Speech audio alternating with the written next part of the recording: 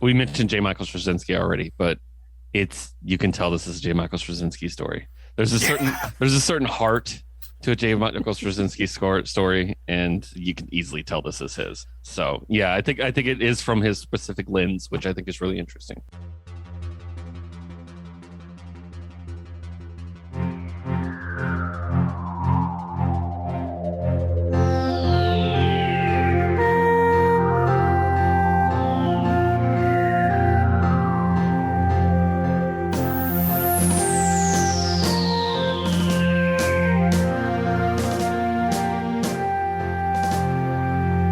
Everyone, welcome back to the Men of Steel podcast. I'm Case Aiken, and as always, I'm joined by my co-host, Jmike Folsom. Hello, everybody. Welcome back to the show. Everyone is welcome here because today we are talking about the work of a different Jmike, a J. Michael Straczynski, if you will. There can only be one. To do that, we have the hosts of We Have Issues. We've got Keith. Hi, everybody. And we've got Josue. Hello, hello. Thank you for having us. Thanks for coming back on. It's been a little over a year since we talked about the Snyder Cut. Yeah, this will be in much better taste. Yeah. I was like, wait, how long has it been? Oh, right, Snyder Cut. Oh, right, memories. Oh, man. Yeah, time flies when you're a desaturated blur. I have mixed thoughts on that one, but I think it gets too much hate from some people, but because we don't need all that negativity. It doesn't deserve an Oscar, but we. Oh yeah, that for sure. But too much negativity in general in the world. But so today we are talking about Superman Earth 1, which I had never really read. Like I heard the premise. It was like, okay, it's a more realistic kind of Superman take, and I was like, okay, but like we already have Superman's Secret Identity, and that's like one of my favorite comics. Like, can this ever be as good as that? And no, but there are some really good moments in here. Oh, yeah. There's some spots that, like, just fucking floored me. We'll talk about those, especially when we get to Volume 2. Yeah. I really, so when we were talking about doing this, you and I, we were kind of kicking around ideas, and I threw this one out, and you jumped on it, and I was like, yeah, let's do that one. Because I really like this, and I have a very specific thing about this that I really enjoy to compare it to. So we'll get into that, I'm sure. But yeah. Like DC is usually it's just completely outside of my wheelhouse. I'm more of a Marvel boy. So, and especially with Superman, I'll be very picky with like what Superman I read, which is why I actually really love following your Twitter account, because it's like, it's very insightful on like how I should be thinking on like that mythos and just like it's like the bland superhero guy. But this was actually really fucking cool. I really like that I dove into this. Yeah, very cool setup for a character that is so easy to be like overly mythic. Yeah. The episode that will drop a couple episodes before this, we did the novel It's Superman, which is like a novel like leading up to Action Comics #1 and like having like sort of a realistic take on all that. Yeah. And it's really fun when you kind of like allow the artifice, the sort of like World War II propagandist elements of Superman to kind of be like stripped away and be like, oh yeah, no, it's a person trying to decide how to do the right thing with power. And it's cool looking at this because they are doing a very thoughtful deconstruction of the Superman mythos while at the same time not trying to subvert it too much. Right. Yeah, I agree. And I think also, like, as I said, we mentioned J. Michael Straczynski already, but you can tell this is a J. Michael Straczynski story. There's a certain heart to a J. Michael Straczynski story, and you can easily tell this is his. So yeah, I think it is from his specific lens, which I think is really interesting. I kept thinking when I was reading this, if this was him taking ideas he had for supreme power and just like being like, all right, well now I can actually play with the real Superman. Yeah, especially because his dedication at the beginning, this is a dream come true, and I was like, like supreme power was him just like doing what he can. He's like, wait, you're gonna give me actual Superman? It's like, yeah, and definitely he's like, well, I can do whatever I want. It's not in canon. Oh man, let's do this. So I hadn't read this before. J-Mike, had you read this before? No, I do remember when the first chapter 1 came out. I remember seeing it on the shelves of like the comic book stores and stuff in the before time, and I was like, oh, that'd be cool. But I have a bad habit of not wanting to start something and having to wait till the next part comes out. So I was like, I'll catch up with that later. And I gotta say, I actually enjoyed reading this. This was a lot of fun.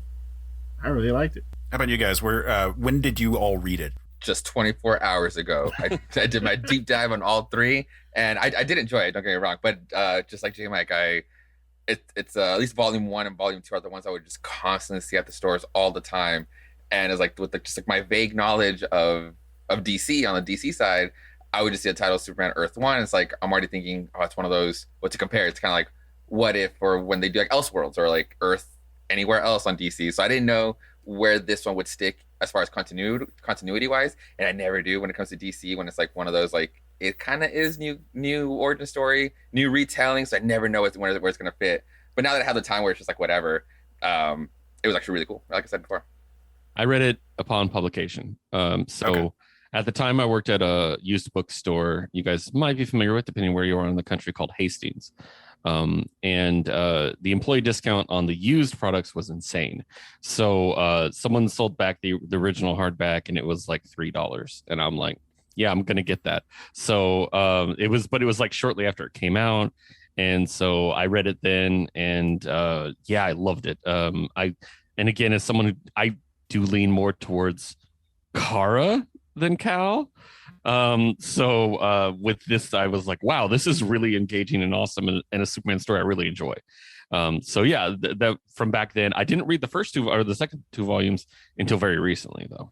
Yeah, volume 1 has that really striking cover of Clark with like the leather jacket and the hoodie, like opening up his shirt, like, you know, a very, it's both iconic, but it is changing the style, like it's updating the look that we expect. You know, it's super similar, pardon the pun, to Man of Steel #1, Mm-hmm. but in this case, it's like updated fashions. We're telling a different type of Superman story, and we're doing the red eyes thing, which is not a thing I always love for Superman, but you know what? It works pretty well in this particular cover because like it does make him feel alien. Yeah. And it's a very, because I love Shane Davis's art, but it's a very Wildstorm art, like style art, and so it jumps out at you as not DC, even though it's Superman. You know what I mean? You're like, what's this? You know, it's not your typical Superman drawing. So yeah, I like the hoodie. I always love a hoodie. I still think the best costume is Gwen Stacy's. So I saw recently they did a version of a Gwenvincible parody cover, and I was like, I need that as a hoodie, like because that was just too good. Yeah. So talking about J. Michael Straczynski, I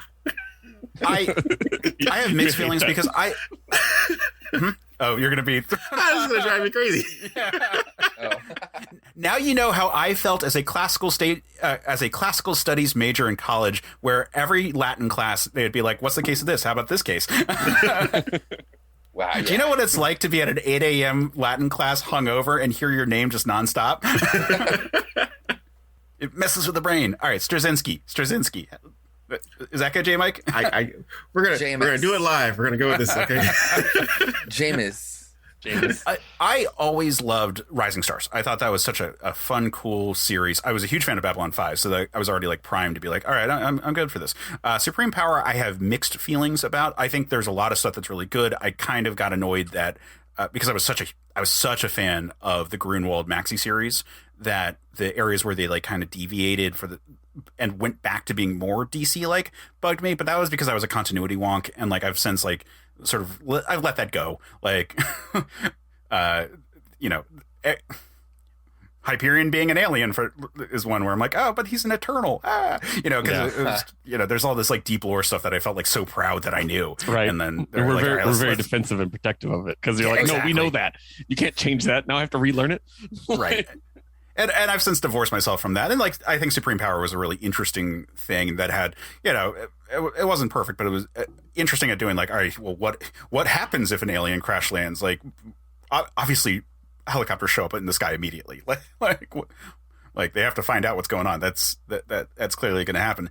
And this feels like a series where he's doing that, but he is being more true to Superman in that regard. Like that, while a lot of those elements are being like stripped away and so forth, it's still like a good Clark Kent from Smallville. Like they're not doing anything where it's like, oh, well, his parents were actually government stooges that were being paid to like look after him and raise him as an American or something like that. You know, you're not getting any of that. It's also not what people had told me. Like it's not Secret Identity. Like it's still Smallville. It's still Metropolis. It's still a DC world. It's just a new DC world. And I love that. Like, it's what I always wanted. And, like, I'm really mad that I, missed these when they came out. But looking at the publication dates, this is, like, right when New 52 was going on. And I checked out. And that's actually where I kind of, I speak on my vague knowledge of DC.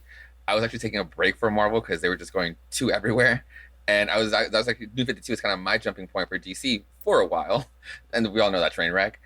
So reading this really reminded me of Grant Morrison's initial run of his New 52 Action Comics. It was like, there's some similarities there. So I kind of like that we got these two sides, or at least like in this case, this was like a much more, it was like a fleshed out story of Grant Morrison's first arc. Because then after that Steel story, and then it just goes to garbage after issue 6.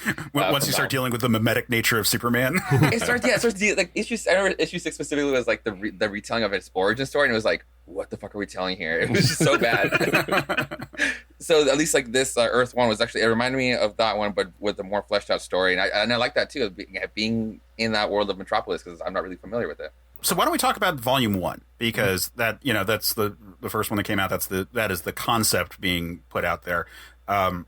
It was interesting looking at it and being like, oh, it's basically the same story as Man of Steel, the movie, but they take into consideration that like people would have problems with casualties and so forth. Yeah. So that's one of the reasons why, and you guys know from our previous experience together that I'm not a big Snyder fan.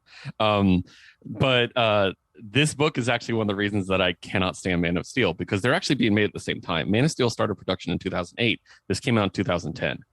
So they were being made at the same time, and they're really, really similar stories. And this kind of puts Man of Steel to shame. And that's when I'm like, this is what we could have gotten. Like, and that's one of the reasons I get so upset. I'm like, this is so much better of a story. Why are we talking about this? Like, and so that's kind of like the thing I was hinting at earlier is like, this very much, I can't help but compare it directly to Man of Steel when I read it, and just get kind of upset, specifically with, I don't know if we want to jump into specifics yet, but the use of the non-Superman characters, specifically Jimmy Olsen. This is a great Jimmy. Yeah. Oh, right.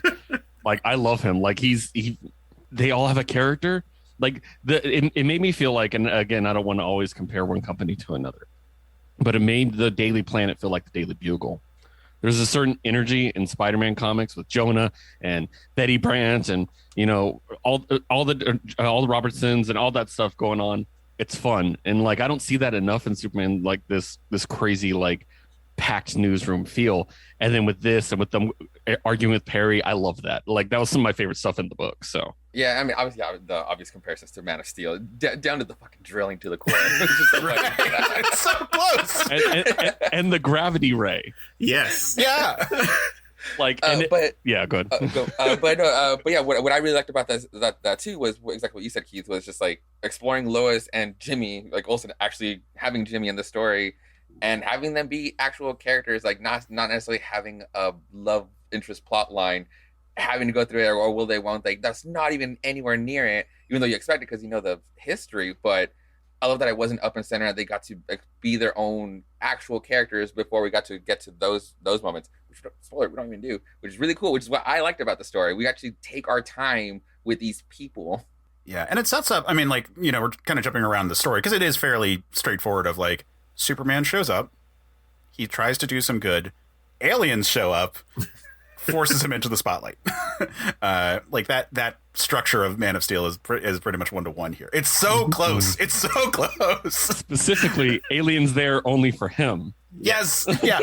Yeah. When he shows up on the screen being we're looking for them, I'm like, wait, is this just Man of Steel? It's like the novelization. It's basically what it is. Kind of. Like sometimes the novelization's better than the movie.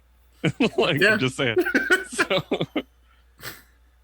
But so they, so they show up and whatnot. What the thing that I think is really impressive here is that it's mostly like nailed at the end when Superman is speaking to Lois about it all, or rather Clark is speaking to Lois about it all, that humanity impresses him. And it's a theme that continues into volume 2 and 3 I'm gonna know right now. I didn't finish 3. I'm sorry. I had a really crazy week. I was reading one. I read 1 and 2. I'm halfway through 3 when we had to actually start recording. So I'm sorry. It's all right. But 1 and 2 super hardcore nail this theme of Clark Kent, who feels outside of humanity, is impressed by humanity. And I like that idea for one of the reasons why he feels he has to give of himself to humanity, because they are a thing that inspires him. Yeah, and going back to what you said earlier too about just like how this, it's very small, but like this Clark.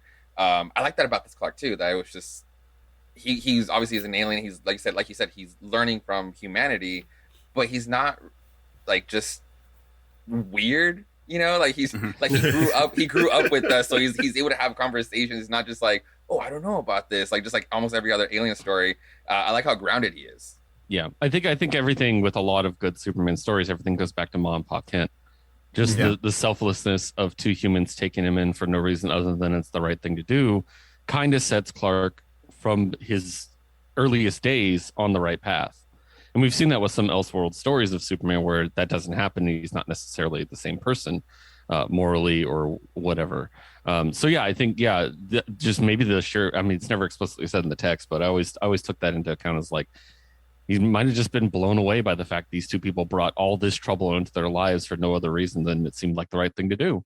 And that's just this first interaction with humans. You know what I mean? And that's amazing. So yeah, it's always a difficult line to walk when you try to discuss the alien nature of Superman. Because like the original idea was that he's just like us but super evolved. And as you sort of start to realize like, well, but no, he's an alien. Like even if you took a different ape and like evolved them to some sort of like super far down point, they'd be different than us. Like, yeah, we already know that chimpanzees are better at certain types of math than we are. Like that's they would just be different if they like continued down a path to sapiency. Did you guys ever read? There was a short story in this collection of prose superhero stuff from like the early 90s, late 80s. Called One of the Boys, where it's about this woman who becomes obsessed with a Superman type character, and she like figures out who he is and confronts him at his apartment, only to realize that the apartment is way too hot for people, that the food that he eats all smells terrible because it's like this weird mix of chemicals, and that he just doesn't understand people, and that he's just a superhero because that's a thing he can figure out. It's a place where he can feel like he belongs and he feels like he's doing the right thing, but he doesn't get it. like he doesn't get that she's coming on to him in the first place, because she like shows up and he like looks a little weird and his eyes look human enough, but like there's something wrong with the pupils and she can't put her finger on it, and like the way his like muscles twitch is like not human, and like when he's not wearing a costume you can see it, and so like you wouldn't notice it while like walking down the street, but if you're like in a room talking to him, you're like, something fucking weird about you guys. Yeah, it's funny. It's a little close to this book right here. Yes. Well, and yeah, exactly. That's the point. Like they work with that similar kind of idea here, and they don't cross into the like he's so alien that we can't understand him vibe, right. Because I think like that's too far for Superman. Like you can do that for an XP of Superman, for a Superman analog, but you can't do that for your main character. It's just not going to work. Yeah, so that's really cool. I'm gonna have to actually check that out. That sounded really interesting. But yeah, it's interesting because it's like, yeah, Superman has always been very human-like, and we, like you said, we've seen analogs that are different. Specifically, we can talk about Martian Manhunter, who can hide his appearance but doesn't naturally look like us, obviously. But yeah, this one, it was interesting because he does. They do a really good job, even though he does look pretty human, of really emphasizing how, I guess the way you put it is, the world's not built for him. You know what I mean? Like the world, the entire world, not just the people, the entire world is fragile, and they focus on it in several different ways. And I think that's a really cool way of, even though he does look very similar to us, to emphasizing the otherness of Superman. So yeah, so we establish pretty early on that Clark is exceptional. He like our opening scene of him is him moving to Metropolis, and he crushes it as a football player. Is that it? But Yeah, he was Metropolis Community College, or I couldn't, or Metropolis University. No, Or was that's for the pro. pros. That's for the pros. That's Yeah. pro. Yeah. Because there's a contract involved. You can't pay college students. Well, you can Yeah. now, but Well, yeah. But then he applies for all these different jobs. Like he solves an equation for what Was was it energy? something about salt. harvesting electricity from salt Yeah. water. Yeah. And it's like, how long have they been working on it? And he like jots out like an equation, take it in there, and then like rush out. Like, can we offer you a job? And he just like they just show him going around, and he's like, this is where we're like, oh yeah, no, he's a Superman. Like he's good at literally everything, better than anyone could ever be. And I do always enjoy that take on Superman. I don't like dumb jock Superman. Like, and I was a little worried opening with the football scene that was how we were going to go. Like, oh, he's going to become a football player and he's going to like be a celebrity in some regard or something, or whatever. And I'm so glad that he like basically was like, I'm going to just put out some feelers and see what jobs want me and see if I can get a vibe for if they like me. And, fortunately he decides not to go with any of the blood-sucking parasite organizations. He wants the girl that's playing hard to get. He doesn't want the ones that badly want him. He wants the one Right. that doesn't want him. He's like, wait a minute, what's wrong with you? Why don't you like me? No, I'm going for you. Like, Yeah, so- this is a Superman who must chase. He cannot be pursued. That just made it weird.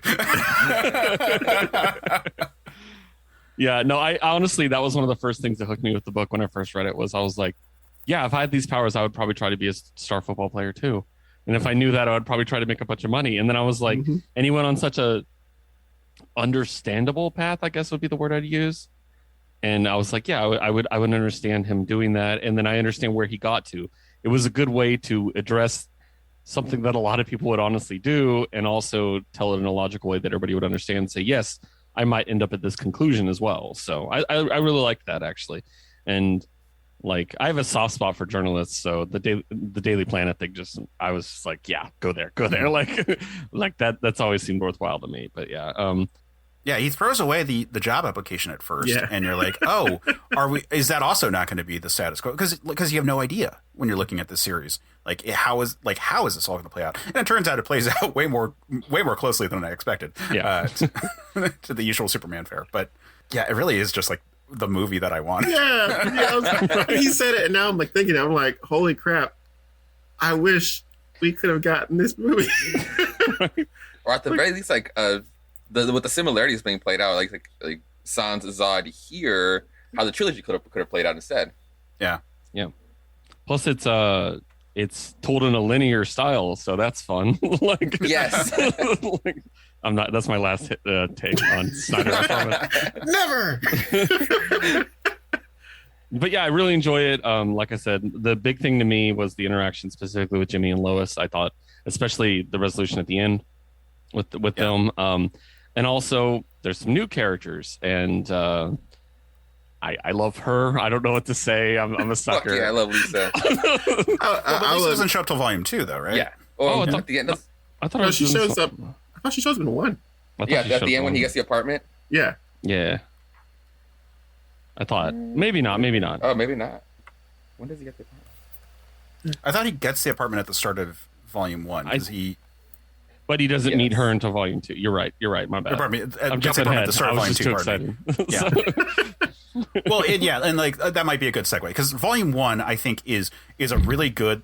Like, honestly, this is kind of the Superman book that I have often opined for.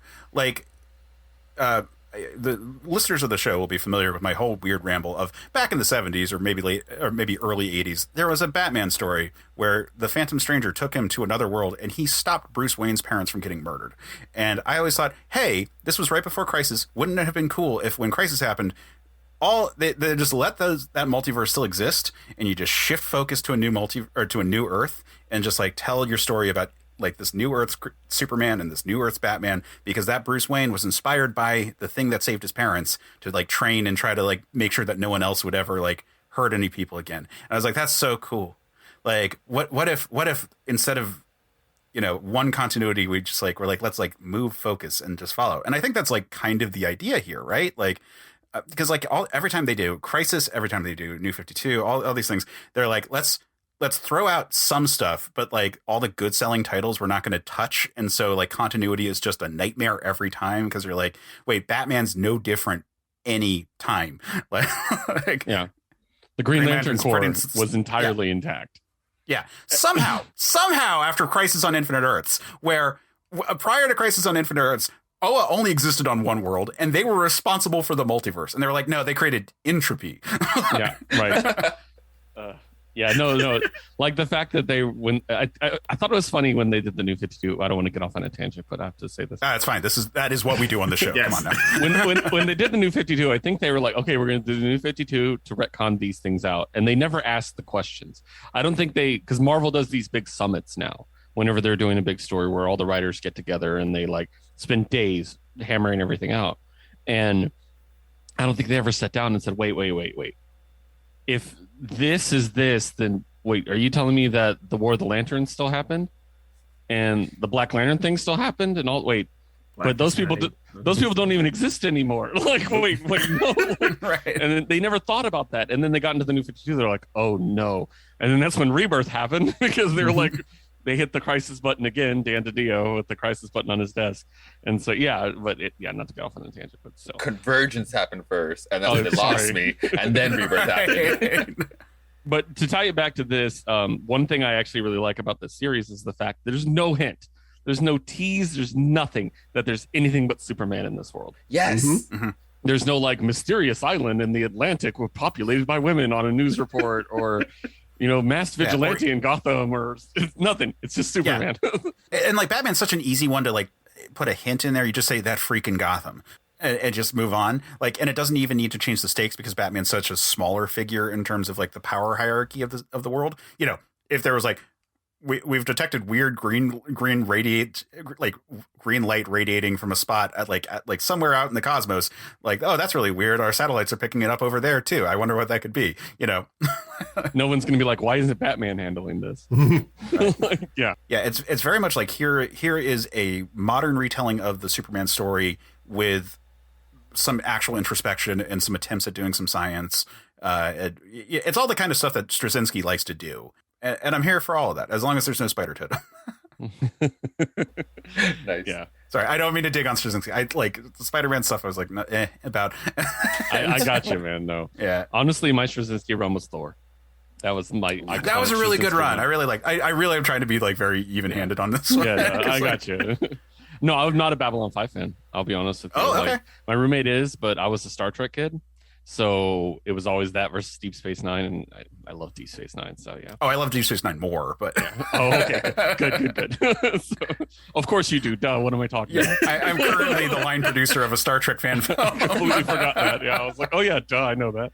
So I completely agree. That's what I loved about this series, where it was Superman was just a focal point. Superman, Clark Kent. Let's just explore this mythos. Because I started I liked it so much. I started doing like my own. Research on like just the Earth 1 series, and because I knew there's a Batman one, and then I'm not gonna get that one, but I'm gonna get the Wonder Woman one because I love that. Or I mean, it's Grant Morrison on that one with Yannick Paquette, and it's like, I'm so excited that it's Grant Morrison touching in, because I also saw that it was like exploring more like on the bondage history of Wonder Woman. It's like, who better than to talk about that than Grant Morrison? Everybody else would just probably botch like that topic. Oh yeah. So I want to read that one as well. And I saw there was like a Teen Titans by Jeff Lemire. It's like, yo, Earth 1 was pretty dope, but I feel like some of these they just forgot about it. Or they just kind of stopped doing these because Black Label and like, well, I guess now everything they kind of work on now. Yeah, DC branding I think is oftentimes the biggest problem with any of these like types of stories. Yeah. DC always has like a branding and image issue. Like I make a joke about it constantly, but this logo is the worst logo DC's ever done. Yes. Quick story about that. I think it was Man of Steel. It might have been Batman versus Superman, but me and our producer Liz, my roommate, we went to the movie, and her husband was like really wanting to like it, and we were ready to just trash it. And we were like, no, let's not be mean. He wants to enjoy this. We're like, we're going to take it seriously. And the very first thing they show that logo, and she had told me like a week before, it looks like someone opening a condom. And I was like, And so the logo popped up. Me and her just started laughing uncontrollably the entire time. And he's like, "This is gonna be the worst movie experience of my life." Isn't it? Like, so I always think of that when I see that logo. I'm like, it looks like a condom. Like, so. It really does. I mean, this is an audio medium, but for anyone listening, this is I think the current logo for DC. I think they went back. Did they move on? Okay. But it was like the 2010s era. The 2010s era. Yeah, the rapper style one. It's like a C with the beam peeled off. It's Yeah, again, I mean, it's the creative, opening a condom one. but Like, it looks like if we say that, you know what I'm talking about. Yeah, now I won't be able to unsee that. Thank you. Let me crack open this Wonder Woman bondage issue. Yes. Anyway, so let's move on to volume 2, because volume 1 I think is actually really good, but it is also a very straightforward, like, aliens come to Earth and Superman reveals himself, and like there's some really cool moments leading up to it. I like the costume a lot, and I really like the yellow line around the S symbol. I think that's like a really cool detail to make it look more like fabric. Recently online, I saw, I think it was Eric Larson talking about, like, hey, when you picture the Superman S, do you actually picture the black line, or is that just a drawing convenience? Like, is it just red and yellow, or does it actually have like a line around it? And it's like, oh yeah, I guess it is like weird to think about on like in person. Like, would it have the black line? And I guess no. And here they do a really good job of having like that extra layer of that like yellow border around it. I think really like sets it apart from the chest a lot better. Yeah, I agree. Also, like, they make the point, I think it was in the first issue or first volume, that Martha made the outfit for him. Yeah. Was it out of the blanket he was wrapped in? Yeah. She had to like take it apart thread by thread to feed it into the machine because it was so tough and stuff. I thought that was really cool. I really liked that idea. So yeah, it was a good way of explaining what was always, like, not always, but like has been, you know, from the like the 50s George Reeves show, and like a lot of the versions Martha has made it oftentimes from the blankets that he came in, but to actually like stop and explain, like, okay, yeah, so she had to like completely unsew it to like reconfigure it and so forth because it was so indestructible. And that sets up plot points at the end of the volume where Tyrell's people, I guess because they're slightly further from the sun, were less dependent on the sun, and thus were almost invulnerable under it. But Clark's ship is completely invulnerable and is able to like just puncture right through all their shit like a speeding bullet. I also liked, really quick before we jump on to volume 2, I do want to say I liked that the first bad guy was not Zod. Yes. Thank God. Yeah. Although thematically he was. Yes. You know, like that, you know, the warrior, like a war character from your home galaxy or home solar system, because I don't think they establish if it's a different galaxy or not.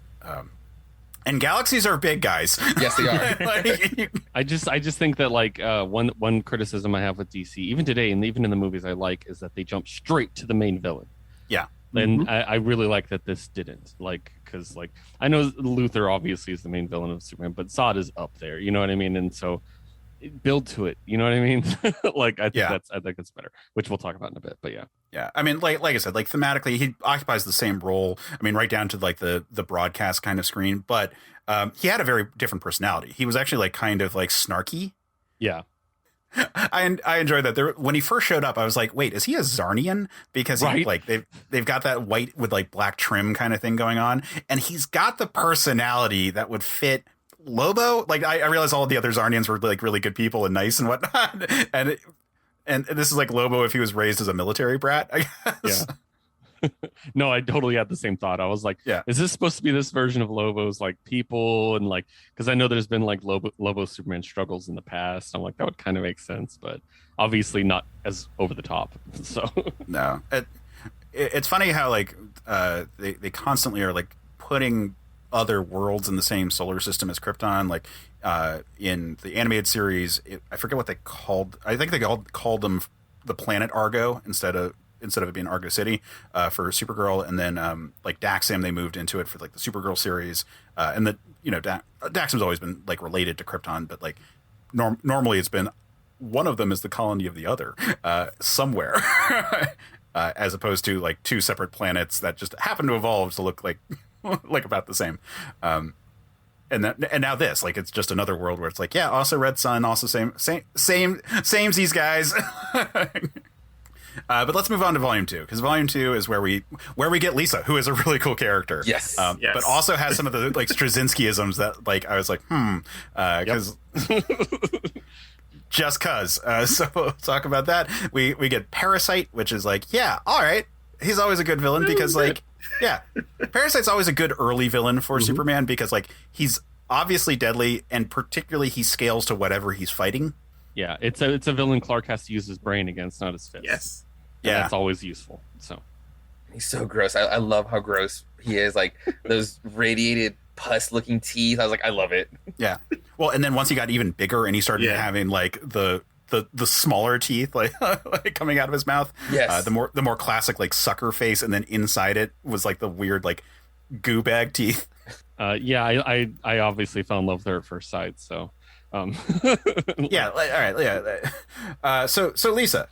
So quick thing. Yeah. When I first saw her, I swore up and down that was Lois in the wig trying to get dirt on Clark. I think they specifically like it was an accident. They looked so similar Exactly. that Lois had to have the mole under her eye just to differentiate. Because like amazing. she just shows up out of nowhere and she like starts like talking to Clark. And I'm like, well, Lois like 3 frames ago was like, there's something up with this guy. I'm gonna figure it out. I'm like, that is Lois. You can't. No, it's not Lois. It's somebody completely different. Oh, okay. Oh my god! And oh my god! And her initials are also LL, Lisa LaSalle. Mhm. Yeah. Yeah, I mean, like, she's a redhead, like, she's got, like, the ombre going on, but, like, I assumed it was, like, their Lana Lang character, because, like, she's mostly a redhead, and often when faces look the same for artists, like, comic book artists, like, have a habit of having samesies faces for a lot of their characters. now I'm just imagining Lois in a bathroom putting temporary tattoos on as part of her costume. Yes. Yeah, like the star tattoos on her. Yeah, like he'll fall for this certainly. Like I just love that in my head now. So, Yeah, well, especially because in this volume, Lois is researching Clark Kent. Like that's one of the big subplots of this all, where she's doing the digging, and we actually find out a lot about Clark because she is interviewing his like teachers and stuff to be like, who is this guy who had straight C's on purpose? right. Like he was the honor student and then suddenly C's across the board. And Yeah. she's like, that's deliberate. It has to be, which I thought, yeah, it's a good way to introduce his background to us via her, which I thought was really good. So Yeah, but we keep like alluding to this Lisa character. So she's his roommate, who I like a lot of what's going on with it. She seems very thirsty at first. Oh, totally. And that, Yes. way She's too super thirsty.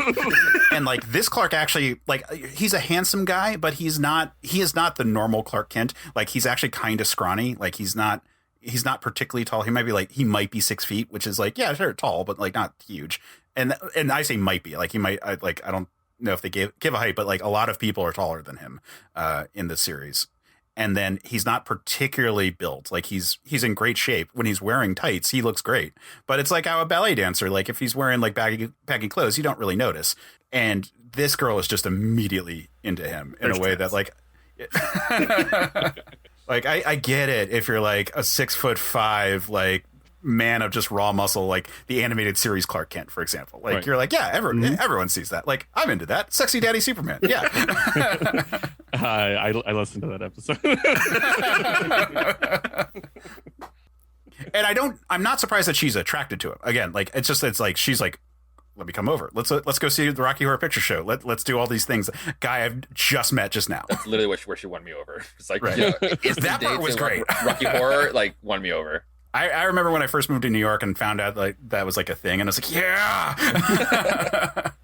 See, I more saw her as an extreme extrovert adopting an introvert, which happens, you know. Yeah. So, Yeah.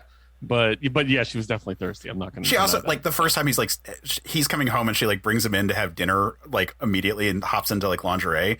Like that was a bit again, much. just very thirsty, very thirsty. Like again, all for her being into him makes total sense. I had to remind myself this is the guy that gave us Sense8, and I'm like, yeah, this is okay, I guess. Like, But I did find it really interesting how they kind of relate with each other and like the revelation. I mean, that she's a prostitute. Like I thought that was actually really, really cool. And to tackle that element of it all, you know, like we get a lot of empathy from this Superman for people who are oftentimes marginalized either for career or personal decisions that honestly don't have any impact on the world outside. And like it's a lot like it's really nice that this Superman doesn't moralize unnecessarily. There's a bit in the third volume about them that I think speaks well into what you're saying. I don't know if you got to this part where he's talking to Ma Kent, and I think it was Ma Kent, and she said, "We're talking about something like, did you find?" Or like, he basically says, "I found out something about her," and then Ma Kent said, "Did it make you think any less of her?" And he goes, "Not at all." And I was like, that was the key moment to this relationship to me. Yeah, because she was like, because I remember, because he was like, oh, she's got a couple of issues, and she's like, well, if she has issues, you have like a categorized like encyclopedia. Yeah. So you shouldn't be talking at all, Clark. Yeah, exactly. He's like, yeah. If she has issues, you have a veritable DC Infinite Universe. But yeah, I love her, obviously. I mean, and I like that. Even like still, like when that part gets revealed, and you think back throughout the whole volume, and it's like, yeah, obviously she was like thirsty. She was like put on the lingerie, which again, just funny note. I love that she puts on the lingerie. It's like, oh shit, it's gonna get spicy. How does Clark diffuse the situation? Tell the saddest cat story of all time. Okay, I want to talk about that cat story because oh my god, so that is my favorite thing in this entire book. Okay. I it's super sad, but I hardcore relate to that experience. Like, I have had many pets. I miss them all. We have not gotten a new one since the pandemic, and it like I yearn for another pet because I just like love that animal companionship. And like, oh my god, I like so relate to that. Like my dog is cremated, and I like look at like where we have her every time I like come upstairs because it's like right when I walk up, and like I was like I just get that moment so spectacularly. Yeah, honestly, so little quick bit. I recently had one of my social medias just go away, not my fault. And one of the big things was because all my dog pictures were there. So reading this today was like, fuck, because I just felt like losing all my dog pictures all over again. But yeah, I really like that cat story. But it was just so funny how he's like how he diffused that situation. But what I wanted to get to was that you think back on her, and it's like, yeah, she was doing all these plays, but she was always waiting for him to make the next move. She was never like over eager, just on him. It was just like waiting to see what Clark would do to see if, because she knew he was like a nice guy, or he had that sense. But obviously Clark was just gonna go be Superman. Right. She goes 90, and instead of going 10, he's like, I have to go newspaper thing. And she respects it, which is cool. Yeah, well, the whole cat story thing happens, and like right after he finishes that, he's like, "Oh, and by that way, my dad died like later that year." Yeah, right. And she's like, tears, like, "Oh my god!" Yeah. Oh, in terms of like brownie points, right there, like he's just like throwing them out there, and you're like, "Oh yeah, this is a sensitive human being." One thing, this is a good time to bring it up, I think. We've talked a lot about J. Michael Straczynski, but Shane Davis's art in the first two volumes is great. And the thing I like most is the weightlessness at which Clark flies with his art. And so it's specifically with the cat story, there's this shot. Yes. Oh yeah. Mm-hmm. Where he's flying to the moon. It's Peter Pan-like is the only way I can describe it. It's like he's soaring, there's no power behind it. He's not boom breaking the sonic barrier or anything like that. He's just floating like he lets away. go of his gravity instead of just fly up. It's like even in the first book when he's doing his flyers and he's like, fuck, let me just take a break, and he just sees the earth from afar. It's like he does the same thing. He just lets go of gravity. I like that too. Yeah, or when he goes to talk to Jonathan's tombstone, and he just like goes and sits down in the air right there. Yeah, it reminded me of in the animated Invincible. Once Omni-Man has sort of like been revealed to be a less than awesome guy, he stops like walking around. He starts just like hovering and floating into every room he goes into, even when he's like still trying to keep his shit together.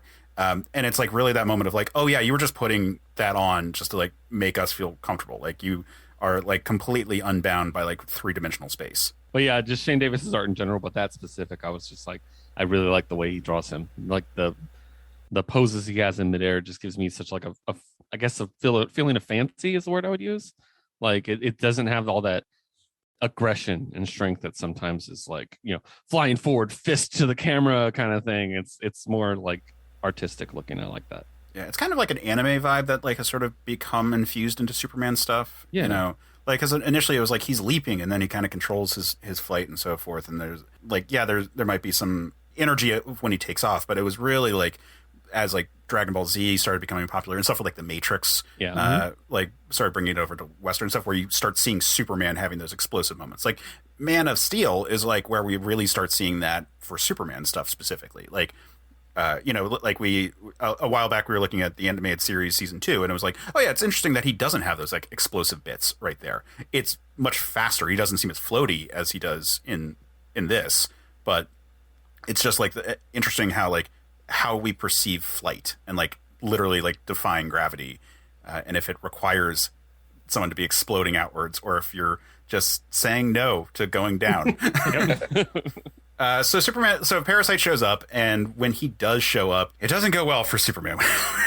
like per usual. I don't think even in like the comics or in TV shows, I think those fights never really work out good for him in the beginning.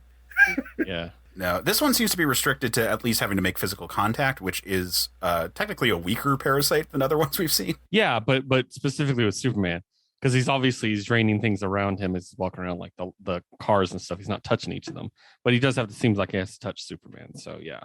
Yeah, well, there seemed to be like some kind of contact because there was like he touched a thing and like it looked like electricity was all flowing towards him.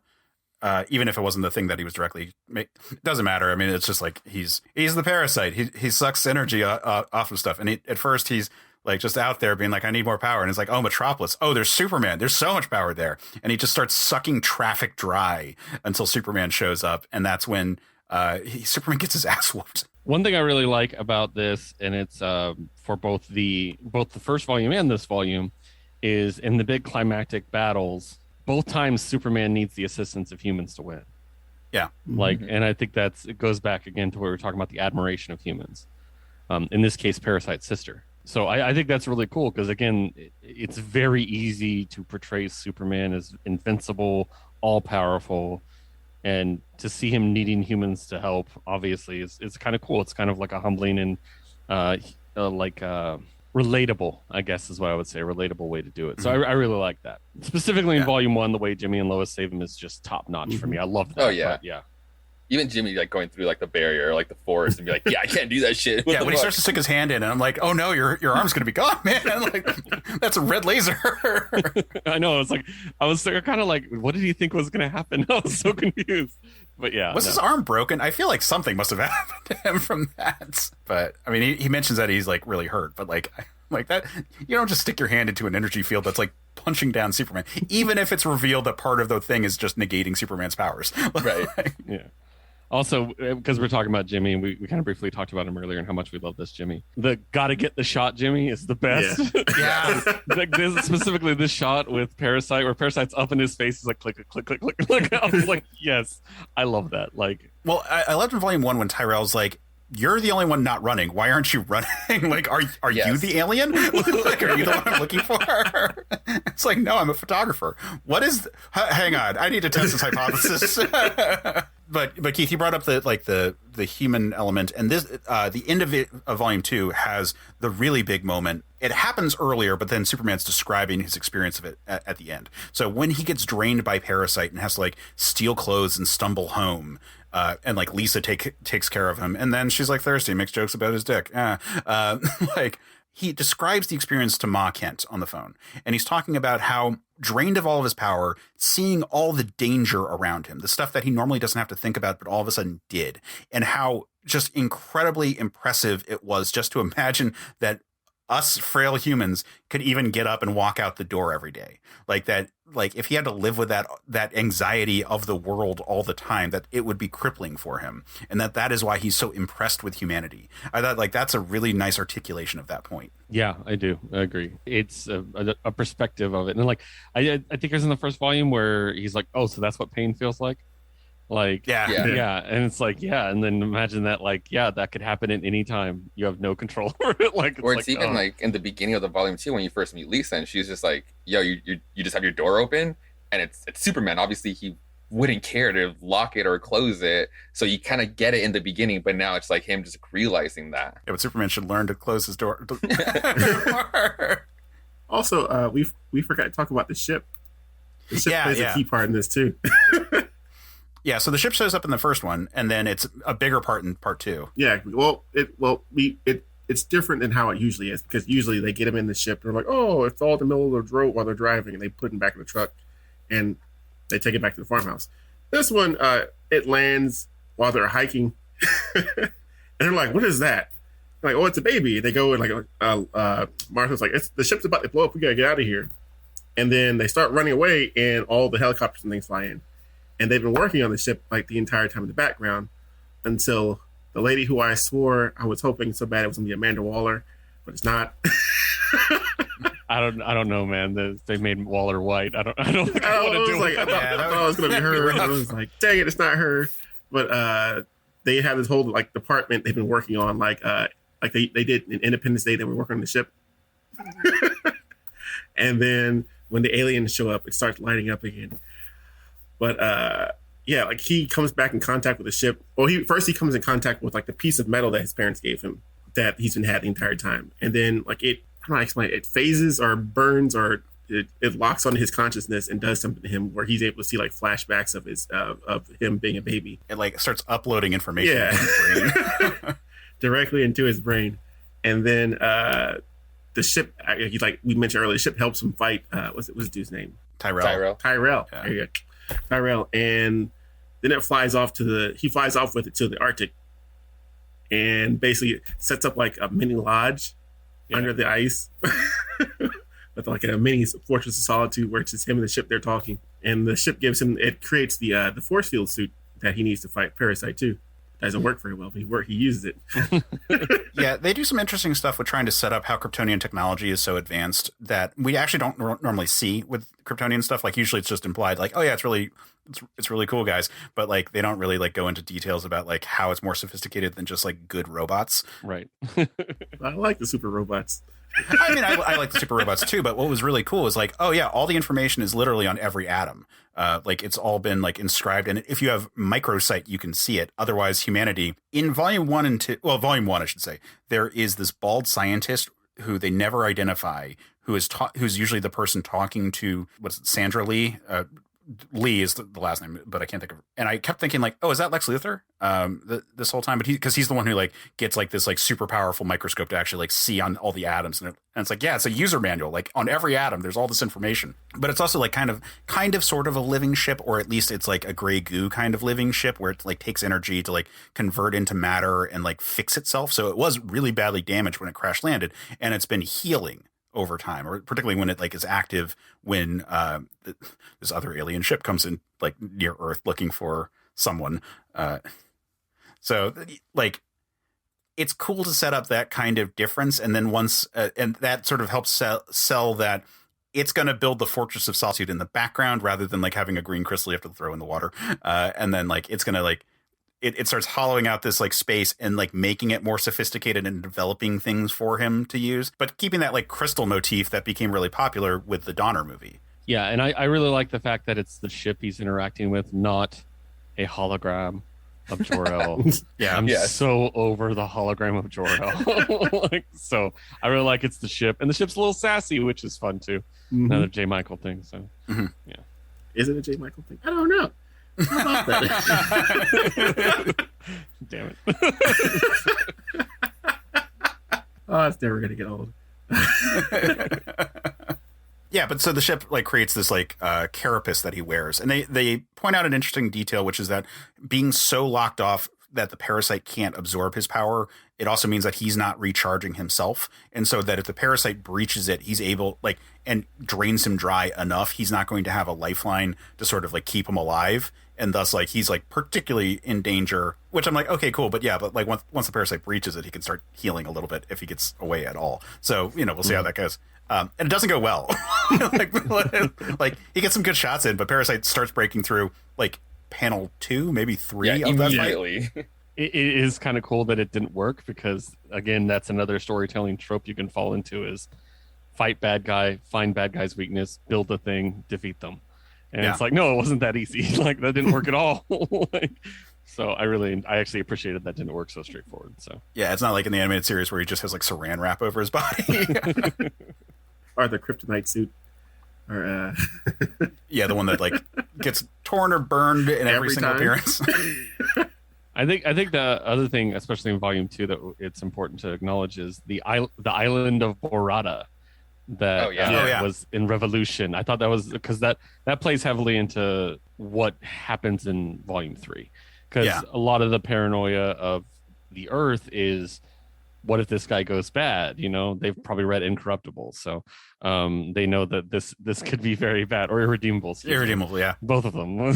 So, but yeah, they they're talking about that, which I think is another thing. Like, we dealt with that in BVS and other DC movies, where it's like, what if Superman goes bad? But I think this is a lot better way of getting at it, where he actually interfered in the politics of a country. Like, and so I think that kind of sets up Volume 3 really well, and doesn't make us just look like frightened apes, you know, just being like, Superman bad, burn. Like, you know, like we're like, oh, he's kind of imposing his will. Maybe that's not good. So right. I like, but it was an interesting balance to strike there, though, because like, so it starts at the beginning of the volume where he goes off, and it was like, what, a tidal wave that was going to wipe out, tsunami, that was going to kill a bunch of people. And they're like, this is our sovereign territory. You're not allowed. And if you come any closer, we're going to start murdering our own civilians because you're flat out not allowed. So like, let's be very clear that this is a fucked up nation. Right. Like, of course. Yeah. They are 100% in the wrong. Like, so the question is Superman like interfering with like good people or like conflicted issues? It's definitely bad. Like, he's going in, it's real bad. And he, you know, it lingers with him throughout, and like ultimately at the end of the issue, like, he comes in, but he doesn't do it all by himself. Like, what he actually does is he goes in and he finds the civilian populations that are being like oppressed by this regime, and basically frees them after like getting like shot at like crazy by like their military. He just made them use all their ammo.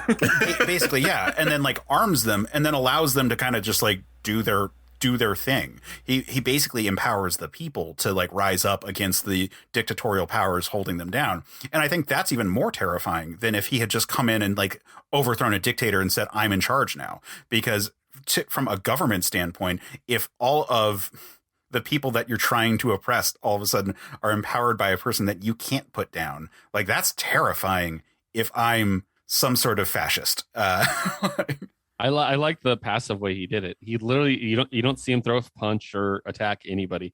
He literally walks in, they attack him, realize they can't kill him, they run, and all he does is bust the prisoners out. That's it. Yeah. He doesn't do anything offensive himself. Like, and I liked that. And that also kind of gave it a gray area where it's like, did he really do anything wrong? You know what I mean? Like, he literally is just giving the people the ability to do what they need to do themselves. So I thought that was really cool. But it does set up Volume 3 pretty well. And then, yeah, that guy's a scumbag. He deserved to be deposed anyways. Yeah, that's the thing. Like, he definitely, everything he did was technically right. The only question is if he overstepped. And his overstepping wasn't super aggressive on that one. It's very much towing this line of like, I'm not doing anything, guys. You're just shooting at me. I'm not fighting back. I'm just going to walk through here, and if there's a wall in the way, I'm just going to do this. And if you get what I was going to say, it's like, I'm going to swing my arms like this. If you get hit, it's your own fault. Yeah. And then with everything, I mean, it's like almost, I guess, like, we're kind of close to wrapping up this volume. Having said all this, and like Superman doing everything, I kind of like where it closed off, or it's just like he couldn't save everyone, even though he knew about it. Like, there was one instance where it's like he saw it, but he was so busy with like the more important things, and it just like, and ultimately like the weight of like this loss was like almost like greater than like had he just maybe bailed out on all the other ones. It was really good. Neighbor who was obsessed with him, who was a heroin addict, and he knew it. Like, he just, but you know, how much are you going to like interfere with a person when like they've got problems? But it, like, the thing that's so dangerous is their way of coping with the other problems in their life. Yeah. And then a Superman that deals with addiction, that's not a story we see very often. Right. Yeah, there's a lot of street level stuff that's dealt with in this book that we don't normally see. It's usually a Green Arrow, like, even not even Batman. It's usually like a Green Arrow level kind of thing. Your ward is a junkie, you know, kind of. Right. So But it's so refreshing to see stuff like this happen in the books, because we're so used to like, oh, the interplanetary, cosmic, universal threats that Superman has to deal with. But like he started off with like Intergang and stuff like that.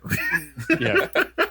or this is such a like a Gotham problem, or a Gotham scene. Like, it would, Metropolis is so clean. Like, it's so, it could happen anywhere. The city of the future. Yeah. And then like reading this one, I guess like I feel like I could finally get the movie I would want. Like ever since I first saw like the first headline years ago, but obviously it's never happened. And like how we say like volume 1 is straight up Man of Steel. I pretty much got my Matthew Vaughn movie out of the volume 2. I want a Matthew Vaughn Man of Steel 2, and all the sexual touches with Lisa and all like the story arc and like the ending. I feel like Matthew Vaughn would have done a great job with this movie, with the story. Maybe if it was like set in the 60s or something, so you could like it's Silver Age Superman and have it like have like a real like 60s mod kind of look. Oh yeah. Shaggy hair and stuff. I can't cut it until I go into the red sun. I'm just imagining like a disco wing styled Superman suit. Oh god, collar and stuff. That'd be incredible. Oh my god, that'd be amazing. Well, that's Mikhail Thomas, the Starman of the 70s, who was like the disco Starman. But yeah, I mean, so that's pretty much it for the volume 2. What would we introduce the Luthers? Oh yeah, we did. Oh yeah, at the very end. Yeah. Yes. What's up too? I was like, wait, because once again, I saw the blonde haired chick, and I was like, oh, it's the army chick, and I was like, she's in a relationship with Lex. Wait, nope. There's 2 of them. Lex squared. Lex squared. Yeah, I thought that was so cheesy, but I loved it. Yeah, I mean, speaking of someone who has a name that is not particularly gendered, I may have made out with people with my own name before. It's like awesome. Hell yeah. Yeah, I think that's cool. That's all cool. I think that's cool because I mean, obviously, I think at this point they knew the next volume was going to be the last, and I mean, you got to wrap it up with the big ones. You know, like I said, you don't do it too early, but you got to wrap it up with the big ones. And I thought it was a refreshing look at them, which we'll talk about as we talk about volume 3. You know. I felt like the Lex squared was like such a like ultimate comics touch, like a little out there, a little cheesy, a little corny, but it's just so on brand. Yeah, so why don't we move on to volume 3? So now, as I mentioned, I only actually got halfway through this when we actually had to start the call. So apologies, I can only talk for so long about this part. But hey, we're finally doing Zod, and hey, we're finally doing the Lex Luthers. All in one. Yeah. Lex Luthers. All right, so here's my read on this, having not finished it, and I like by all means spoil it for me because it's my fault for overscheduling myself. My read is that the actual Lex Luthor in the scenario is the wife. It's Alexandra Luth. Yes, and that Lex Luthor is actually like, because he doesn't seem to be that bad a guy. He's just good at math and just loves his really hot wife. Yes. Yeah. Again, Straczynski's like very much into being like, let's have some sexy moments here, and I'm like, would they really talk that way? I don't know. But it should be noted first of all that volume 3 the art does change. Yeah. Yes. So it's Adrian Safe with Sandra Hope doing the inks. So, but yeah, it's different, but it's not jarring. It's not like a massive change of art. So it still felt like a single story. And yeah, reading it back to back, I didn't even process it until I was looking at the actual like credits on it all. Not that it's so similar, but just that it's close enough that if you're not really looking for it, it didn't stand out to me. Yeah. I mean, if you're needing to find somebody to wrap up an arc, you try to find an artist with similar style. So they did a really good job doing that. So, but obviously we deal with the fact that Zod shows up, and he's been made abundantly clear as completely different than Superman. So it sets that up pretty well. You get more Lisa and stuff. So I really enjoyed volume 3. Case didn't finish it, so there's a lot. Spoil. Go. There's a lot that happens. So let's just say, in the end, Superman needs to be saved by a human again. Yes, twice. And, so it is just keeps happening. Which again, I love that idea. I love the consistency in the story too. That keeps happening. In this case, it's Lisa. So she ends up saving him, which was really interesting. Oh, she also the reason she saves him because she one of the times that she's in there throwing out these thirst traps for Clark, she drops in her earring in the sofa, and then she gets the landlord to open it up, and she's like, "Oh yeah, I got an interview, so I have to put my lucky earring on in this mirror with the closet open right behind me." Oh, what is that? Is that red and blue back there? What could that be? Oh my God, it's Superman. That's such a big leap right there. I mean, obviously it's necessary for the convenience of the plot, but looking in my own shot, I have a quilt behind me that is red and blue. I'm like, what? It's not that giant of a leap. Well, at least she walks into the closet and opens up the bag, and she pulls out the costume, and she's like, "Oh my God." My first thought would be like, this person really likes cosplay. Like, I wouldn't immediately like. How are we not doing it right now with role playing? Yeah. Well, I've seen that shit before too, where it's like, oh, that's a nice Superman shirt. I forget where I've seen that, but like recently I've seen that in comics. So, but yeah, more Lois and Jimmy, same thing. But yeah, I really dig it. I like, because this is where we start dealing with the World Security Council, I think is what they call them in DC, which is basically the UN, and how they're dealing with the fact that again, Superman might be a bad guy, and Zod shows up. He's like, hey, I'll take care of your problem. We just got to work together. Brings in the Lexes and stuff, and we'll just kind of I'll lay out the plot of what happens for Case, so we can all talk about it. How's that? Yeah, go for it. Okay, cool. So basically, Lex, well, you saw the part where Lois made the Superman signal, right?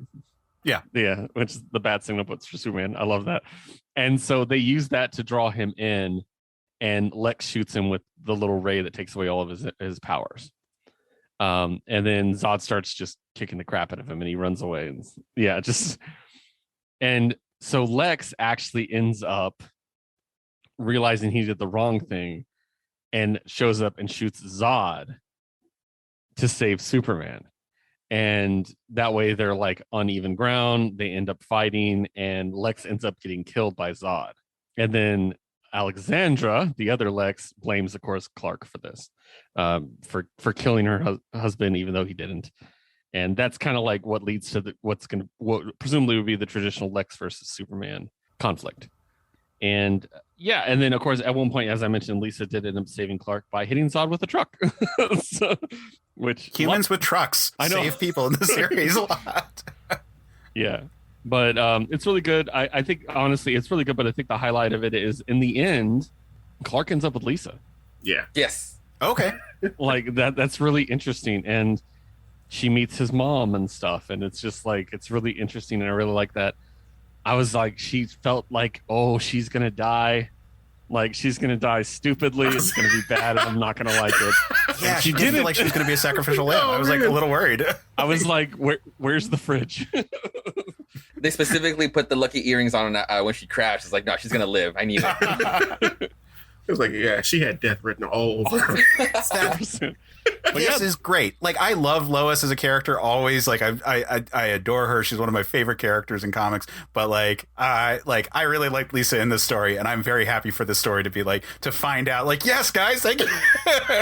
It was looking really hairy there for a while, but whereas like it doesn't have to be a rushed thing with Lois either. Like, have him build his career at the Daily Planet, have her notice him that he can write that he can be a reporter, and have that be like what interests, like, and not just be like, oh, because he's Superman. No, I like that. Like, he ended up with Lisa too. Well, he actually confronts Lois about the whole spying thing too. Mm-hmm. He's like, hey, what's this about? And then she goes, oh, sorry, not sorry. Yeah, whatever. I guess I was a little jealous. No need to go getting upset. I might have gone a little overboard with everything, but we can be friends.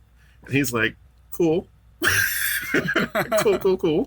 I like the part when they had that conversation. She was like, everything I did was legal. I'm like, you were hacking into stuff. I know you were. You said that. Or also, like, I'm sure some of her excuses on getting those interviews might have count as fraud. Yeah, like, I mean, she, like, for his was it guidance counselor or teacher, whatever from school, she says that she's Lois Lane from personnel, and that she's doing background checks on new employees. Uh-huh. So, like, though, that's at the very least, like, presenting herself fraudulently, shall we say. So yes, Josue, fraud.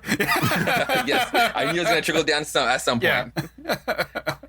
Or also the third villain that is in this book that also didn't have to be a rush thing that could have waited for the third volume is Kryptonite. Yeah, like Kryptonite didn't have to be a killing point in volume 1 or 2. We could save it, and I like how it was presented with Zod being like, yeah, now I've just been hugging this fucking rock around and then it cruised by a yellow sun, and it's like, then it got started fucking me over, so I know how to kill you now, and it's just like a whole motherload of Kryptonite. The other big thing was that I don't know if you saw this part, Case, where they revealed that Zod is the one that made the deal with Tyrell and his people in the first volume. Oh no, I didn't get that far. Literally the last panel I got to before we had to start was when he unveils the kryptonite on his ship. and Superman starts going down. And I'm guessing his villain monologue would happen like one page later. Yeah, it's shortly after that. But yeah, he basically revealed he's the one that got Tyrell's people to do that because we get the whole flashback of him and Jor-El and how Jor-El's like, I'm a scientist and a good person. And he's like, war everywhere, war. And then he's, kicked out of Krypton and then sees it blow up. And then he's like, good.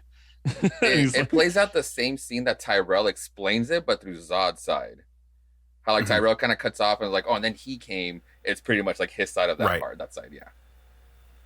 It's also cool that they point out that Lois figures it out too, because she figures out that Zod isn't a good guy really quickly. Yeah. Well, that seemed pretty obvious. Where it's like, why did that bridge just fail? They don't. Yeah. I mean, sure, it's America and our infrastructure is terrible. Terrible. Which also J. Michael Straczynski would talk about. I don't put that one past him. But like bridge just fails and all of a sudden another Kryptonian shows up. Also, there's a Martha moment in this too that isn't awful. So it's yet another instance where they do it better than the DCEU, where Zod finds Martha's address and Clark's like, no, don't attack my mother. And it wasn't just because her name was Martha. There was a massive coincidence that she didn't get killed or something. So I thought that was funny too, that also happened. Well, so that's actually closer to in actual Man of Steel. Like Superman has to like go and like stop. Is it Zod who's like comes to the Kent farm, or is it the lady? I think it was the other two. Yeah. Yeah. Either way, but there's like because he's like, don't you dare to swim off. Yeah, just punching through it. Yeah, that's cool. He doesn't get to Smallville though. He just smacks him down right there in the street. But yeah, after he takes out Zod, the other big cliffhanger Josue talked about kryptonite is he went to dispose of the kryptonite and it's gone mysteriously. So presumably Lex Squared has it. Also, very much, I guess you'd say Spider-Man style. Lex is actually in a tube, being healed by Alexandra. So very much like Harry Osborn. Mr. Freeze. Him. Yeah.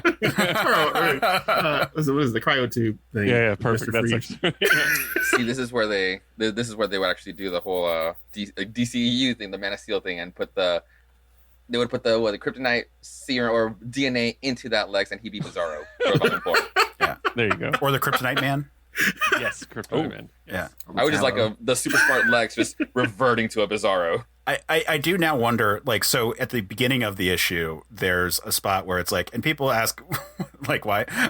People ask me why I love you, and they're like, people ask that, and it's like, I always respond, and then like it like goes like micro on the text, so that you can't read what Alexander's like whispering to him. Yeah. And I'm wondering if she's like whispering to the tube, like, you've got the best, like, and then. It's still only you, buddy, in there. Yeah, it was kind of open-ended. Like, I kind of expected Volume 4 with... I mean, he is kind of still writing again. He did a book for AWA Upshot recently. He retired from comics and came back because he had the eyesight problem. Funny story. So I was at San Diego Comic-Con, and my buddy, who's a comic book artist, he's like, I don't know a lot about writers. I want to start doing some writing myself, take me to some panels. And I'm like, okay, we're going to go see J. Michael Straczynski. We went there, sat down, and he announced his retirement from comics. And I'm like, what? Like, he's like, my eyesight's failing and all this stuff. I'm like, what is happening? I just saw him announce his retirement completely ahead of time. So I was there for that, but he's since come back. But I don't think he's done anything for like the big two. I think he's just done like personal stuff, like stuff he wanted to do. So, well, I mean, that's fair. I think that has a lot of interesting stuff to say, and I like I said, like one of my favorite comics was Rising Stars, so like him wanting to do his own properties, I'm all for. Yeah. Plus, I mean, he's done television, he's done movies, he's done comics, like he's done everything he's wanted to do. He created She-Ra. Yeah. He can basically do whatever he wants at this point. Yeah. So like, I have more power to him. Yeah. When people announce they retire, and I really respect their career, I don't get mad because it's just like, yeah, fuck yeah, you have earned whatever time you want. Like. Yeah, another funny story because I don't really get to tell this very often. But so we saw that one, and then there was actually a writing workshop with J. Michael Straczynski later that day. So we went to that one too, and I got to see him shut this dude down. It was the funniest thing I've ever seen. This guy went up there really pompous, talking about his personal projects. And he's like, I've already been published. My first book, my second book's coming out soon. And he's like going to this whole thing. It was basically a brag. It wasn't a question. But then he turned it into a question of how should I once I start receiving I've received offers for like theatrical or television adaptations, and basically asked what should I do about that, and JMS is just sitting there nodding quietly, and then he goes, "Well, let me tell you how you already fucked up." And I was like, "Oh my god!" and he's like, "You're never hotter than before your first book comes out." And the dude's like you could see he's really annoyed that he's getting talked down to, and he's like, JMS goes through all this different stuff. The guy goes, "Thank you," and then he walks out of the panel. He doesn't go back to his seat. He walks out of the room. One of the funniest things. I always remember JMS for that. But anyway, sorry. No, it's anyway. So I would say I really liked this. The 2.5 parts that I have read, and what you have told me makes me very excited for how it's going to conclude.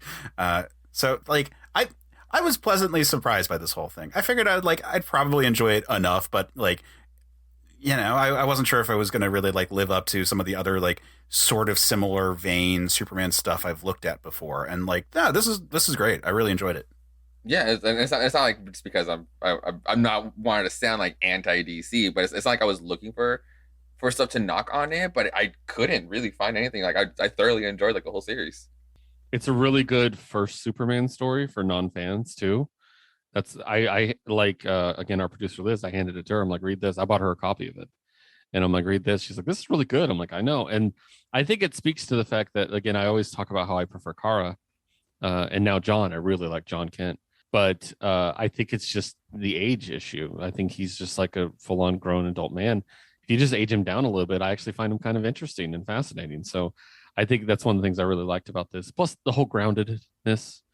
I've always leaned more towards grounded heroes than larger than life, you know. So yeah, I really like this. I'm glad we did this one, to be honest. So yeah, I have a follow-up question actually about that. Yeah. So I've commented how I really like early Superman where he's like getting his bearing. I love Superboy, whichever Superboy we're talking about, but like, right. I really like the idea of like either living up to the shadow or just knowing that you have this incredible power, you know, like those stories are great. Smallville was great for like, you know, obviously it went off the rails at lots of spots, but like Smallville was great in terms of premise. And like, I love that. And like that whole concept is so cool. I also really like, omit the word sexy from this, Daddy Superman. Like Superman and Lois, I'm really enjoying him as a father. Like those elements there, I think are really relatable. I was really digging when it was before Jonathan got aged up like rapidly like that. Like I like Jonathan, but like it was like I really liked him as like a 10-year-old boy whose dad is Superman.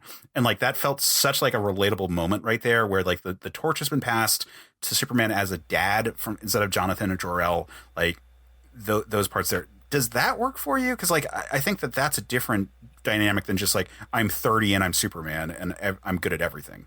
Yeah. So once you so when I say like adult Superman, I'm thinking of him as like the hero. But as a person, I love adult Clark. Adult Clark is great. Him as the father to John was really good. I really enjoy that. I like him, especially in group settings, as an older character, specifically being kind of the voice of reason with the Justice League sometimes. You know, I really enjoy that. And then obviously we look into the future and we see stuff like Kingdom Come, where I'm like, this is fascinating. This older man, you know, and like stuff like that. I'm fine with that. I think it's just like a general idea of an older of like adult Superman is really bland to me, and that and. I know you and I have contributed to an argument online about is Superman boring, like where people don't understand. Like he's not boring. He's just Superman. If you're the archetypal superhero, then all superheroes are compared to you. You know what I mean? So like you're boring because you're not different than what people think is a superhero, but it's because you're the superhero. Like how could you stand out from that without doing something ridiculous? Like kill a bunch of people. So you create the genre. Yeah. So he's kind of a default, you know. And then again, like I said, one of the big things to me is, again, I always trend towards street level heroes. I'm a big like Moon Knight, Iron Fist, Daredevil kind of person. Love Green Arrow, Flash, which even though he's incredibly powerful, is really kind of street level for the most part with his rogues. So. But Superman, there's a lot of time travel involved with yeah, stories. That's the weird thing. It's like I stop a diamond heist, but then I have to go back in time to save reality. It's like I love that dichotomy about Flash, and I maintain Flash rogues are the best rogues in the world. Don't get me started. So with grown Superman, I think it's going to depend on the creator, and when certain creators get their hands on him, That's when I'm like, ooh, like oh my gosh, I know you'll know the name of this, and it dropped. What's the one Alan Moore did? The last Superman story. Whatever Happened to the Man of Tomorrow. Yes, I actually really enjoyed that, and I actually really like the background behind that too. Which I love the story he tells, where he's talking to the editor, and the editor's like, "Yeah, we're thinking about doing this," and he grabbed him by the throat and said, "I will kill you if you let anyone else do this besides me." Like, I don't always agree with Alan Moore, but that was hilarious. So, yeah, I think it just depends on the creator. And I honestly think adult Superman works a lot better in a group situation, is what I would say. I'm not really digging a solo Superman book, but Superboy, I tend to like a lot of Superboy books. And Supergirl's, I mean, Kara's my girl. So, yeah. I hope that answered the question. It was a little bit rambly. No, I think so.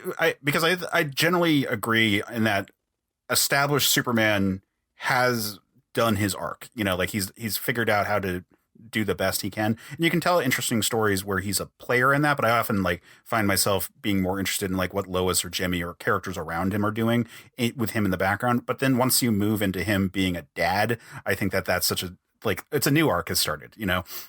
So oftentimes I think like the monthlies for Superman, not so much right now because he's trapped as a gladiator on an alien world at the moment, but but like the monthlies for Superman oftentimes feel like the space in between the main stories that you would tell, like the stuff in between Man of Steel and Batman vs Superman, or whatever you want to say about it, just to keep it on the DCEU side. Yeah, no, I got you. Yeah, and I think honestly I think the biggest impact Superman has is as an icon in the DC universe. So I don't know how much of Future State you read. Did you read The House of L? Yeah, I love that. That was one of my favorite books in all of Future State, and it blew me away. I was like, this is cool how he, like, all this came from him, you know, and I thought that was so cool. I like the idea of him being the icon. Everything started here, even though technically Wonder Woman was first, according to the new timeline, but you know, he's the hero everybody thinks of, and I like him more as a legacy than an actual person. Yeah, the further I get into Superman, like into Superman fandom, and like the more I like really like think about it critically as part of this show, I find myself thinking about how like him as that first superhero is so important to the character.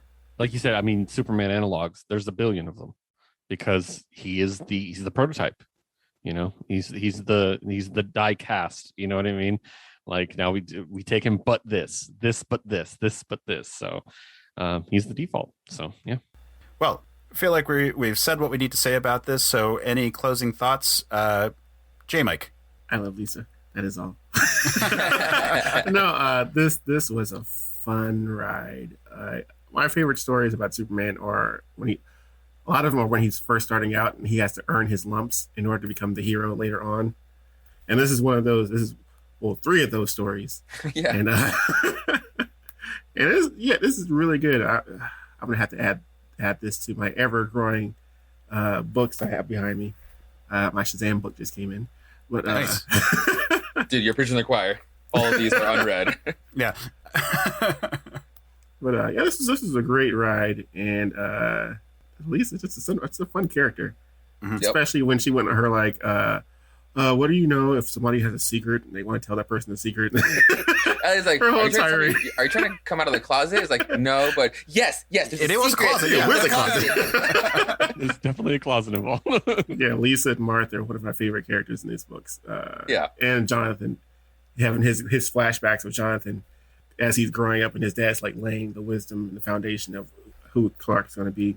Also, he has like the sex talk with Clark, and Clark's like being like an average teenager. And he's like, "No, Dad, don't do it to me." Oh, we didn't even talk about that. It's a little weirder. This is a little weirder than normal. Yeah, no, we talked about that before we started recording, but we actually didn't talk about that in. So they dropped a reference to the Man of Steel, Woman of Tissue paper that was written in like the 90s or whatever. Like that, I was like, yes, of course, we all want to talk about that thing. You can't really talk about it in a Superman comic, and I like that Clark is just as uncomfortable as all of us. Yeah, that was actually one of my favorite conversations between him and his father ever. I was like, that's incredible. It reminded me of I don't know if anyone else watched the OC. Yeah. But there was the part where Sandy tries to talk to Seth and give him the talk, and it's the most awkward moment of television ever. And I got that same cringe. I was like, oh, this is so bad. Like, and I loved it. And just, yeah, It's so Well, awkward. son, Dad, please no, don't do this. Oh yeah, this was a fun ride. I can't wait to add this to the collection of books that I have now and add this to the thing. All right, Josue, closing thoughts. I honestly I enjoyed the ride as well. With JMS kind of working at a kind of slower pace, but with him back, I would actually like a second trilogy of his Earth One. But at the same time, because he was also, I guess before he announced his retirement, he was also slated for a Flash Earth One series as well. But then obviously he took a break, so that would be pretty fucking cool too. But yeah, like this series was very good. And again, like I'm not a huge Superman like into like that lore, but when I get my good gems, man, do I really just sink my teeth into them. Yeah, I think that's the crazy thing. Like there has been an ongoing Superman book or multiple ongoing Superman books since 1938. And so there's so much stuff out there that it is easy to forget just how many great gems are out there, because like oftentimes you're just like, you got to get a comic out. And like sometimes it's fine and sometimes it's good, but like if they, weren't scrambling to get the next issue out, they may have been able to refine it a bit more. And this is one where like clearly like JMS could like take his time and like really put out a solid work. Yeah, they're like, yeah, exactly. I like how he would get these certain stories to pick out from and then just like redo them himself or modernize them or hash them out in his own way. But like, yeah, like I'm curious to see what else he would touch on, especially now with like some modern takes too. Keith, closing thoughts. I'm just glad to be able to talk about this book with you guys because, like I said, it's was one of my favorite DC books for a while. I was like, this is really good, and I reread it several times back in the day. The first volume that is, I really really liked it. Again, reading the second two volumes with you guys now too, because again I hadn't really read those until recently, so I thought that was really great. And just again going back to the Superman is boring thing, there's so much out there. Like, just give it a chance. There's a Superman story for everybody, I guess is what I'll say. Shout out to one of my weird loves is Superman Gen 13. That crossover was amazing, and it really addresses the problem a lot of people have. Superman's boring. Yeah, that's the point. Like, that's literally what the series is. Like, yeah, that's the point. He's supposed to be there for you. He's not, it's exciting if he just doesn't show up sometimes. Yeah, that's exciting, but is that what you want? So I really like that. But no, this just talking about it with you guys, it's a lot of fun. I always like talking comics with people who have a passion for them. So, and J. Michael Straczynski, Shane Davis with the amazing art, and like you said, that iconic first cover. I mean, that's just something that'll hook anybody instantly. So awesome. Yeah, I'm so glad to have finally had a reason to read this. Like, there's so much media always. Like, that's kind of why I do these podcasts, so that it's like an excuse to be like, oh yeah, I can actually like sit down and rewatch a movie, or I can actually like force myself to read a story that I either haven't in a while. And like, I'm really glad that this was an opportunity to read a story that I thought was really cool and did a really good job of doing a 21st century update for the Superman mythos. So yeah, thank you guys for coming on. Like, give your plugs. Who are you? Why are you here? So I'll go first. So I am the host of a comic book show with my buddy Josue called We Have Issues. So you can find it at WHI Podcast on Twitter. You can find me at WHI Podcast Keith, and you can find our producer Liz at WHI Podcast Liz. So you can find us on Twitter. We're on every major platform you normally listen to your podcasts on. And we go up every Saturday morning, usually right in the middle of the night, because I stay up and just do it after midnight.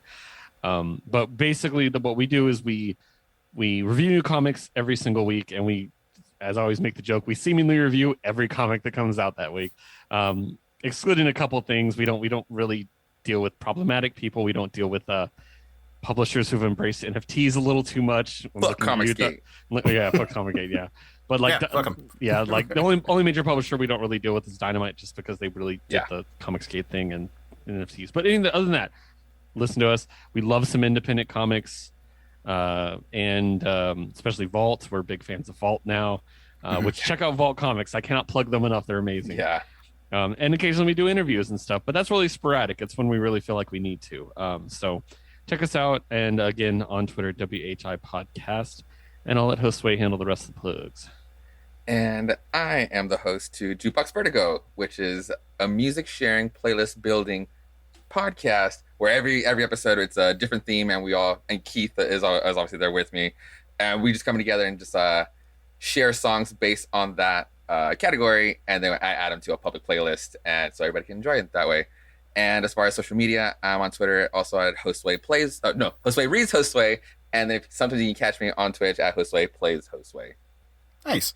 I gotta say, so in terms of We Have Issues, I love how much you guys actually do go into those indie books. Like, it's so easy to get bogged down by the big two stuff, and you save that for the very end. And it's been really great. Like, you guys really get in there for everyone. Like, you talk about Source Point Press, like, friend of the show, my buddy Ben Goldsmith is a writer for them, and it's like, oh yeah, like, it's fun to actually like hear coverage about the company he's working for, just because it's like so easy to, like, you know, like I said, just get. You got Image, you got DC, and you got Marvel, and then you have Image, and then you have everything else, and it's how it feels a lot, and it's like very nice how much attention you give to all the people who are really trying to put good products out there. Yo, and those people that are trying to put good products out there are the best books out there. Yeah, some of the best books are, I would say, the best top 3 books last year weren't made by DC and Marvel. And our end of the year awards definitely reflected that when we did them, because we do them by publisher, because we want every publisher to get a spotlight. It would be easy for X-Men to beat everything in a vote. You know what I mean? So that's why we did it that way. And our hottest contested competitions were best indie book, best boom book, and probably best vault. Yeah, I think it'd be the top 3 were most competitive.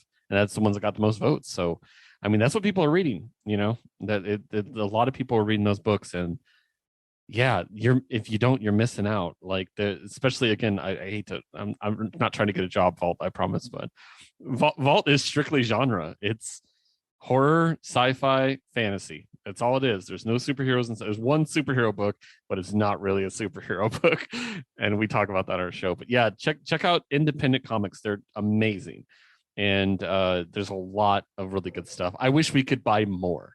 We just don't have the money, like, because we literally buy every comic we review. We don't get advance copies, because it's literally like, what do we think is worth spending our money on? And also another thing with our show, I know some people might not like this, but we don't do bad reviews. If we read a comic and really don't like it, we just don't talk about it, because our goal is to tell you about things you should enjoy, not tell you not to enjoy things. So that's why we do it the way that we do it. So, yeah, and I really appreciate that positivity. Like, there's a lot of negativity out there. This podcast was founded because we wanted to have some positivity about Superman when our co-hosts on Scruffy Nerf Herders would just like dump on him every chance they got, and we're like, spite. and we had 2 choices. We could do a fuck Batman podcast, or we could do a pro Superman podcast. And I don't have that much of a fuck Batman energy. Like, I might make a joke every now and then, but like, I just wanted to like spread the love and like talk about stories that are fun. And like, I hate dumping on a story if I can help it. So yeah, I really appreciate your show. And I think comics fans who like that positivity, because like you guys have gotten me to check out stuff that I wouldn't check out otherwise. And I really do appreciate, even if it's a thing that I don't have time to check out, or my local comic shop isn't carrying it, to still like hear about it and just be like, tuned in. So yeah, really love listening to you guys. Everyone should check you guys out. Oh, that's awesome to hear, man. Thanks. Jmike, where can people find you? I don't have anything as fun as that to follow it up with. You just find me on Twitter at jmike101. You can find me on Twitter at Case Aiken. You can find the show at Men of Steel Pod. You can find episodes of this show at certainpov.com with lots of other great shows. But today we're just going to be plugging We Have Issues, because y'all it's nice to have you guys back on. It's been too long. So check that out, but then head back over to certainpov.com. There's a link to our Discord there. You can come. It's a great time. We're building a cool community. We're doing sneak peeks for upcoming shows. We're having chats about video games and all the fun pop culture buzz. So check that all out. But then until next time, stay super, man. Men of Steel is a Certain POV production. Our hosts are Jmike Folsom and Case Aiken. The show is edited by Matt Storm. Our logo is by Chris Batista. Episode art is by Case Aiken. And our theme is by Jeff Moon. All right, Josue, let's go through our new Comic Day stack. We have a lot to review. I know. Maybe we've gone too far. Well, let's see. Marvel, of course. DC. I got Image, Dark Horse, Black Mask, Boom, IDW. Aftershock, Vault, of course, Mad Cave. Oni, Valiant, Scout. Magma, Behemoth. Wow, that's a lot. Well, all we need now is a name for our show. We need a name for a show about reviewing comic books every week. Something clever, but not too clever. Like a pun? It's kind of cheesy. Yeah, it's something that seems funny at first, but we might regret later on as an impulsive decision a few dozen episodes in. Yeah, we'll think of something. Join Keith and Josue for We Have Issues, a weekly show reviewing almost every new comic released each week, wherever you listen to your podcasts. CPOV. CertainPOV.com.